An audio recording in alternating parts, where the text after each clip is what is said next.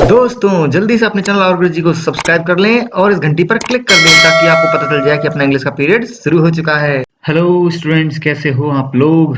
I hope सब बढ़िया होंगे। तो हम लोगों ने अभी कुछ दिन पहले पोएम पढ़ी थी आइस इन फायर, उसका क्रिटिकल एप्रेशन देख लेते हैं। तो मैंने एक प्रोटोटाइप क्रिटिकल एप्रेशन का एक बोल सकते हैं कि बेसिक बेसिक आइडिया कैसा लिखना है वो आपके सामने पेश कर दिया है। इसका मैं एक तरह से पीडीएफ भी आपको डिस्क्रिप्शन बॉक्स में लिंक डाल दूंगा, आप वहाँ से डाउनलोड कर लेना। पीडीएफ का लिंक डाल दूंगा तो वहाँ से इसको डाउनलोड कर लेना। तो देखिए, सबसे पहले इंट्रोडक्शन में लिखो। इंट्रोडक्शन में बेसिक चीज़ें आती हैं, जैसे कि for example ice and fire sonnet 30 है एक्चुअल में, जो एमोरिटी पोइट्री कलेक्शन है उसमें 30वें नंबर की सोनेट है ना। और एडमंड स्पेंसर ने लिखी थी, फेमस एलिजाबेथन पोइट थे। ठीक है, ये चीज बेसिक चीज लिख दी कि इसमें कोर्टशिप के बारे में है, कि जो उनकी जो सेकंड वाइफ थी एलिजाबेथ बोयल थी, इनकी जो सेकंड वाइफ थी, क्या नाम, एडमंड स्पेंसर। तो उनके साथ में जो कोर्टशिप हुई थी, मतलब जो प्रेम प्रसंग चला था उनको मनाने का वगैरह, तो उसमें क्या क्या हुआ उस पे एक्चुअल में उसी से इंस्पायर होके ये पोएम लिखी गई है। Actual for the whole collection of poetry Amoretti, जो एमोरिटी है ना, पूरा पूरा पोएट्री कलेक्शन वही उस कोर्टशिप से रिलेटेड है। तो इसमें पोएम में एक पैराडॉक्सिकल सिचुएशन है, उसके बारे में बात करेंगे, क्या पैराडॉक्सिकल सिचुएशन है। तो पोएम का सेंट्रल आइडिया तो यही है कि बेसिकली रिजेक्शन एंड कोर्टशिप, ये दो थीम पर पोएम चलती है। एंड जो राइटर हैं वो लगातार अपने बिलवर्ड को वू करने की कोशिश कर रहे हैं, वो मीन्स रिझाने की कोशिश कर रहे हैं, मनाने की कोशिश कर रहे हैं। और इसी तरह से पोएम आगे बढ़ती है कि भाई उनका जो बिलवर्ड है उनका एटीट्यूड तो आइस की तरह है, और जो राइटर है उनका एटीट्यूड, जो लवर है उनका एटीट्यूड क्या है, फायर की तरह है। तो इसमें ऐसा है कि आइस की तरह ऐसे है कि वो आइस की तरह कोल्ड है, it means she is rejecting her his offer, उनके ऑफर को रिजेक्ट कर रही है लगातार। और फायर, इनका फायर की तरह इसलिए क्योंकि ये एक तरह से डिस्करेज नहीं हो रहे और इनके अंदर पैशनेट भावना लगातार बढ़ती जा रही है और ये लगातार ट्राई कर रहे हैं। तो दोनों आइस एंड फायर की तरह हैं। तो ये यही एक्चुअल में पैराडॉक्सिकल सिचुएशन भी है, अभी आपको पता चलेगा कैसे। तो देखो, ये सेंट्रल आइडिया है इसका कि इसके बारे में है पोएम, जो मेन जो थीम है ना वो ये है। अब वैसे थीम्स कोर्टशिप की है और रिजेक्शन की है। ठीक है, कोर्टशिप का जैसे मैंने बताया कि वो रिझाने की कोशिश कर रहे हैं, उनको मनाने की कोशिश कर रहे हैं, उनके साथ में रिलेशनशिप स्टैब्लिश करने के लिए, है ना। और रिजेक्शन ऐसे है कि एक तरह से उनकी जो बिलवड, इनकी जो वाइफ है, वो एक्चुअल में डायरेक्टली मना नहीं कर रही है, सीधा मना नहीं कर रही है, परंतु जिस तरीके से ये ट्राई कर रहे हैं लगातार, बार बार उस बात पे फोकस कर रहे हैं, तो वो उससे पता चलता है कि वो हाँ भी नहीं कर रही है। इट मीन्स वो डायरेक्टली मना नहीं कर रही है, परंतु एक तरह से ये इंडिकेशन मिल रहा है हमको, ये एक तरह से पता चल रहा है कि वो इनके ऑफर को रिजेक्ट कर रही है, इसलिए ये लगातार कोशिश कर रहे हैं और बार बार वो एम्फेसिस कर रहे हैं इस बात पे कि ये कैसे पॉसिबल है कि मतलब मैं इतना पैशनेट हूँ, still she is not you know मान नहीं रही है अपनी मेरी बात को, मतलब मेरे ऑफर को एक्सेप्ट नहीं कर रही है, फिर भी आइस की तरह कोल्ड पे कोल्ड हुए जा रही है, जबकि मैं अपने लव की तरफ इतना ज्यादा पैशनेट हूँ। तो वो चीजें रिजेक्शन वाले थीम में आ जाएंगी ना।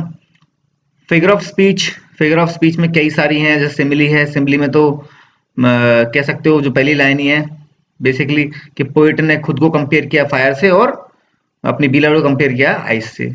ठीक है, आइस एंड फायर वाली ये सिमिली हो गई।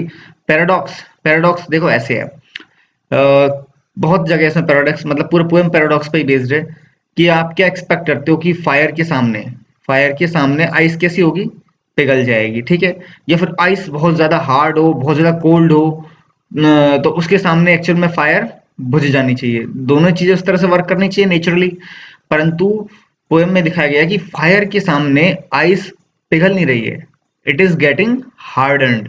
ये क्या हो रही है, मजबूत होती जा रही है। और जो आइस है उसके सामने फायर बुझ नहीं रही है, बल्कि और ज्यादा जल रही है। कहने का मतलब वही है कि यही तो पैराडॉक्स है कि जैसी चीजें नेचुरली होनी चाहिए वैसे नहीं हो रही हैं, उल्टी हो रही हैं। यही पैराडॉक्स सिचुएशन है, पैराडॉक्सिकल सिचुएशन जो है ना यही है। क्योंकि कवि तो ज्यादा पैशनेट है, वो लगातार ट्राई पे ट्राई किया जा रहा है, वो डिस्करेज नहीं हो रहा है ना। तो उसकी फायर के सामने उसको मान जाना चाहिए, परंतु वो आइस पिघल नहीं रही है, उसकी बिलवर्ड की आइस पिघल नहीं रही है, वो और भी ज्यादा हार्ड होती जा रही है। ठीक है, और बिलवर्ड की आइस लगातार वो डिस्करेज कर रही है, मतलब लवर को या फिर पोएट को लगातार वो मना कर रही है। इसके बाद में भी पोएट डिस्करेज नहीं हो रहा, वो बल्कि और ज्यादा पैशनेट हो रहा है, उस आइस के सामने भी वह और ज्यादा जल रहा है, फायर बढ़ती जा रही है। तो यही यही पैराडॉक्सिकल सिचुएशन है। तो इसमें यही है, कुछ लाइंस मैंने कोट करी है, वो आप देख लेना, है ना। एनियममेंट, एनियममेंट जैसे कि मैंने बताया पहले भी, कई पोएम्स में क्रिटिकल एप्रिसिएशन में बता चुका हूँ कि एनियममेंट होता क्या है। ये एनियममेंट है, पहली बात तो ये जे साइलेंट होता है। ठीक है, तो जैसे कि फॉर एग्जांपल कोई लाइन है, how comes it dash dash cold so great, मैं सीधा पोएम खोल के बताता हूँ। जैसे सपोज कोई लाइन है, where is it, yes ice and fire, है ना।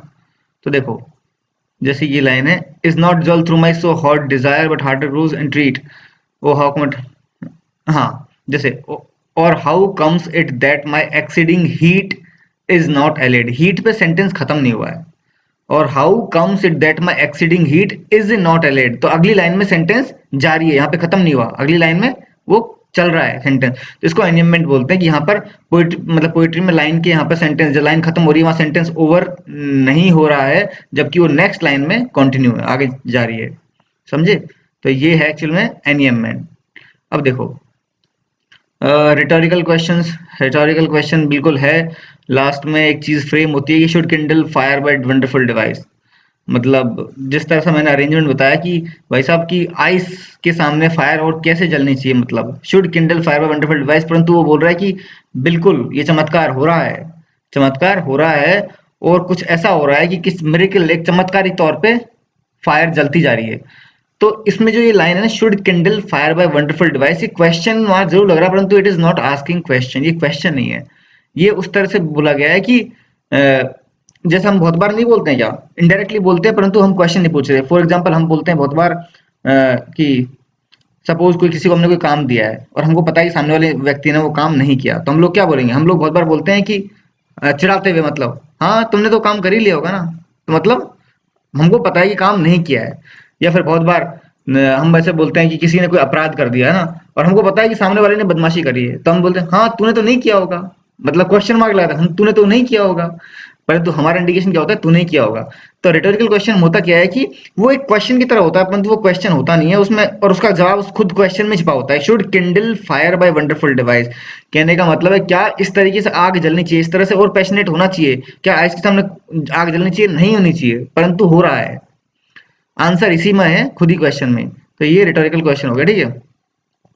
अब देखते हैं power of love, power of love, poet has actual में इसमें लव की पावर तो दिखाई है पोइट ने, कि जो ये चीजें हो रही है, पैराडॉक्सिकल सिचुएशन है, दैट फायर के सामने आइस बुझ नहीं और हार्डन हो रही है, और आइस के सामने फायर बुझ नहीं रही, वो और ज्यादा जल रही है। तो एक्चुअल में ऐसा हो क्यों रहा है, बिकॉज पोइट ने ये बताया कि ये पावर है लव की, लव की पावर के सामने जो नेचर का जो कह सकते हैं प्रकृति का जो नेचुरल प्रोसेस है, नेचुरल कोर्स है ना, वो भी चेंज हो जाता है, वो ये फोकस कर रहे हैं इस चीज पे, that it can alter all the course of kind, मतलब एक नॉर्मल जो चीज जैसे घटनाएं होनी चाहिए, जैसे प्रोसेस होती है, जैसे प्रक्रिया होती है ना, वैसे नहीं हो रही है चीजें, गलत हो रही है, मतलब गलत मतलब उल्टी हो रही है, इधर उधर जा रही है। तो ये जो इस तरह से चीजें बदल रही है, प्रक्रिया बदल रही है, प्रोसेस चेंज हो रही है ना, it is because of the power of love, ये पोइट फोकस करना चाहते हैं।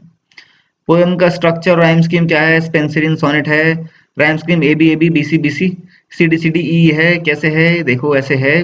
फायर, फायर को हम देते हैं ए, अब फायर किससे तुकबंदी बैठ रही है, इसकी राइम किससे हो रही है, डिजायर से, ग्रेड से तो नहीं, फायर ग्रेड तो अलग अलग है, इसको बी दे देंगे। अब फायर की डिजायर हो रही है तो इसको भी ए देंगे, क्योंकि हमने इसको ए दिया है तो इसको बी देंगे, ये ग्रेट बी है, ग्रेट एंड रेट, तो ये बी है, बी बी, ठीक है। फिर हीट, कोल्ड, स्वेट, मैनीफोल्ड, तो ये दोनों स्कीम मतलब राइम हो रही हैं, और ये दोनों राइम हो रही हैं, वही है ए बी, ठीक है। जैसे ए बी हो गया। अब हीट, हीट एंट्रीट, ग्रेट, इनसे हो रहा है ना, तो इस हीट को हम बी देंगे, क्योंकि हमने यहाँ पर इसी राइम वाले, इसी तुकबंदी वालों को बी दिया है, इसको बी। कोल्ड, कोल्ड से तो और कोई मैच नहीं कर रहा, ठीक है, तो कोल्ड को हम सी दे देंगे। स्वेट हीट से मैच कर रहा है तो ये बी दे देंगे, और मैनीफोल्ड कोल्ड से हो रहा है, इसको सी दे देंगे। अब टोल्ड कोल्ड से हो रहा है, कोल्ड से मैनीफोल्ड दोनों को, कोल्ड और मैनीफोल्ड को हमने सी सी दिया है, तो टोल्ड को भी हम सी देंगे। आइस को डी देंगे, क्योंकि इसका और आइस से पहले और ऐसा कोई है नहीं जिस तुकबंदी बैठ रही हो। टोल्ड इसको सी देंगे और इसको डी देंगे, आइस डिवाइस। और ये माइंड, काइंड, ई अलग ही, बिल्कुल ही। तो इस तरह से राइम स्कीम दी जाती है, समझ गया ना पूरी तरह, मतलब पूरी राइम स्कीम कैसे है। चलो ठीक है बच्चों, तो ये एक्चुअल में हमारा एक ढांचा था इसका, इस क्रिटिकल एप्रिसिएशन का। आई होप आपको मोटा मोटा समझ में आया होगा कि ऐसे क्रिटिकल एप्रिसिएशन लिखी जाती है। मैं इसका पीडीएफ का लिंक डिस्क्रिप्शन बॉक्स में डाल दूंगा, आप डाउनलोड कर लेना वहां से, ठीक है। बाकी इसमें आपको और भी चीजें ऐड करनी पड़ेंगी, क्योंकि ये इतना, इसके अलावा भी और चीजें एक्सप्लेन करनी पड़ेगी। आप इसमें समरी ऐड कर सकते हो ना, कुछ और थीम्स ऐड कर सकते हो, आप इसमें कुछ क्रिटिक्स के व्यूज डाल सकते हो, वो चीजें आप अपनी तरफ से ऐड कर सकते हो, ठीक है। जल्दी मिलूंगा आपको नेक्स्ट लेसन के साथ में, नेक्स्ट वीडियो के साथ में। Till then good bye.